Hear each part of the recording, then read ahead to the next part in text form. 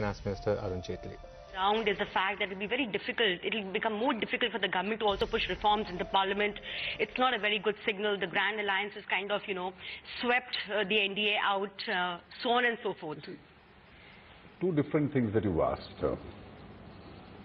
The first is the results and why is it a one-way result? Obviously, the arithmetic of the Grand Alliance was much bigger than ours. If these parties contesting separately during the Lok Sabha election, you total up their votes, it's almost close to what they got now.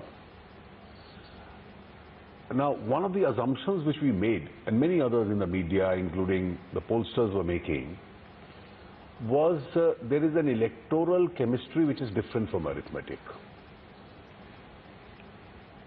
The developmental agenda will take over, and hence, for them to transfer vote of conflicting parties to each other may not be easy. That did not happen. I think the index of their unity in terms of transferability of the vote was very high. And therefore, even a smaller party which is insignificant in Bihar like Congress did benefit because their strike rates were very high, 80% and 70% and 65% for the three partners. And they could interchange their vote. Obviously, Lalu had the largest contingent of votes, so he could transfer it to the others. For him, it was a do-or-die battle. And then there must have been several other factors. I need not go into them on detail. Now, that brings me to your second question. How does it impact the central government in its ability to take decisions? The reform agenda.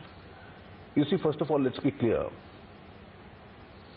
Mr. Nitish Kumar has contested the Bihar elections on the plank of developing Bihar. Now, in his first 10-year tenure as a chief minister, he tried to introduce governance, which during the RJD rule didn't exist. Offices started functioning, and development at a very preliminary stage took place. Roads being built, schools being built, dispensaries being opened, panchayat ghars being opened in villages and so on. I think after 10 years, you can't indefinitely do that. There is something higher that has to be done. And therefore, Bihar has a lot of potential for growth in terms of power generation, in terms of at least agri-based industries, in terms of spreading the network of educational institutions, both government and private. I think there's a very large scope that Bihar has. Therefore, if Bihar grows, and we are certainly going to help Bihar through the Bihar package that we've announced, that also adds to a national growth. So in that sense, if they follow essentially the developmental agenda, they'll have full support of the central government, which any state should have, particularly the people of the state who deserve a lot more development. What happens as far as central government is concerned?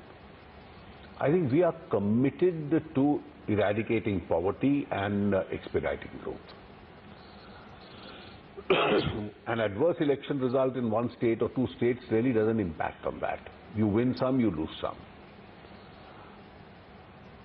There are a large number of decisions which are taken through an executive process. We are in the process of bringing about several structural reforms. All those changes will go on. Many come as a part of our financial decisions, the budget, the finance bill and so on. Tax rationalization and things of that kind. I think that process will also go on. The only decision which is legislatively in one sense struck up is the GST. That's right. So in fact, that's the most crucial reform. That's the most crucial reform. And Bihar is a consuming state. Conventionally, the JDU and Bihar has supported the GST. So when it came up the last time, I spoke to their leaders, they were all in favor of the GST. There is no reason why they should change a stand, because Bihar as a consuming state is going to hugely benefit from the GST. It's a destination tax, and therefore there is more consumption in Bihar than there is production in Bihar, so Bihar benefits. And I am quite certain that as a responsible politician, Mr. Nitish Kumar will maintain that stand, his party will maintain that stand, and in turn probably persuade their partners that something which is predominantly in Bihar's interest, Bihar should support that. So as and when I get to meet him, I'll certainly discuss the issue with him, and I'm reasonably certain that on that major reform, Bihar should ordinarily not reverse its original position. So, but also it indicates that, you know, the opposition is all kind of ganged up. So, you know, the same process will follow in the upcoming parliament session. That's one. So, your thoughts on that. And second, sir, also, you know, it appears that, you know, the NDA doesn't even seem to exchange pleasantries with the principal opposition party, that is the Congress. So, don't you think that some kind of a bridge should also be opened? That's not correct. That's not correct. First of all, let me be very clear. On the GST, the Congress was alone. The others were with us. We have been in continuous dialogue with everyone. We've been fair to the states, we've been fair to the parties which are governing the states, and we are in continuous dialogue with those parties. Even with the Congress, we've been in continuous discussions with what I always refer to as the more accessible section of the leadership of the Congress party. So their parliamentary leaders and other leaders we are always in touch with.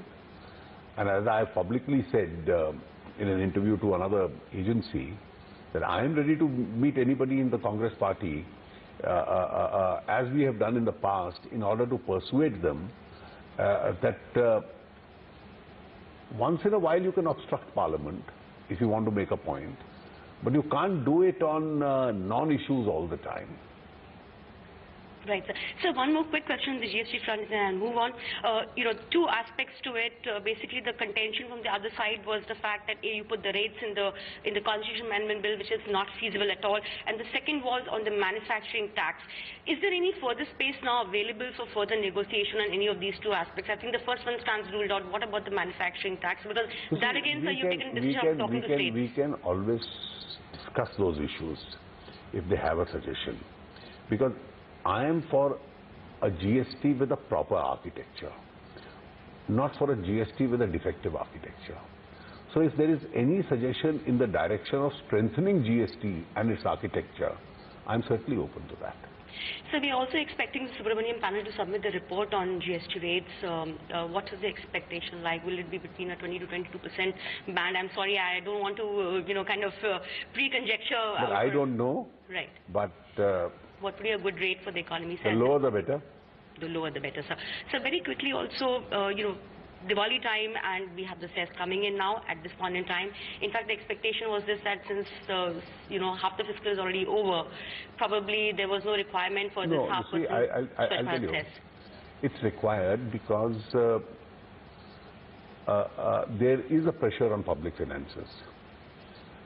Don't forget one fact, that today we are reaching a high growth figure or a reasonably high growth figure essentially on the strength of public investment and FDI. Private investment is coming in into certain sectors but still slow. So we have to up the public investment. The markets are choppy and therefore disinvestment targets are a little elusive. We cannot afford to cut down expenditure. It's public expenditure which is getting us going. I had in the budget said, which was approved by Parliament, that the Swachh Bharat cess can be up to 2%. We've only imposed 0.5%. We have no intention of increasing it. But on all services, so the effective service tax rate goes up, sir. Yes, but the object is to provide, it's not a money that government is going to pocket. It's a money which is going to provide toilets to each of India's village homes. It is something which is going to remove the curse of scavenging in this country. And I think if those who can afford to pay a little amount more in order to get rid of that curse of scavenging, I think it will be a great achievement. Right, so also in terms of the same day, you know, you also increased excise and petrol by ₹1.60 per litre and, you know, marginally on diesel. What do you plan to do with these funds and what was the requirement to do it? This is the fifth hike and... See, I'll tell you. This may be price neutral, sir, if I may just complete my question. No, but the point is...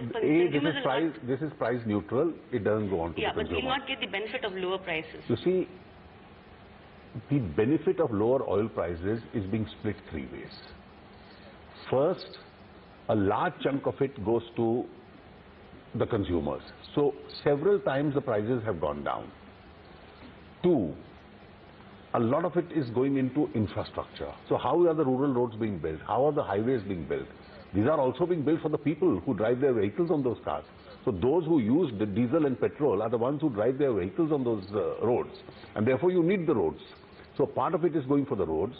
A large part of it has already gone to the consumers. And a very small part of it has gone because oil companies in future purchases had lost. They buy at $80 and sell at $60. So it's covered up their losses. So that's a legitimate expenditure. So it's really been divided three ways. It's not that the government has pocketed the money for some extraneous purpose. It's been done for those who drive vehicles. So one last question, and that's about it. So coming budget, expectations every year run high. You are trying to shore up your revenues. Can we expect something on some kind of a leeway, some kind of relaxation on income tax? Well, you wait for the next budget and you'll get the answer. Thank you, sir. Thank you so much for speaking to CNBC TV.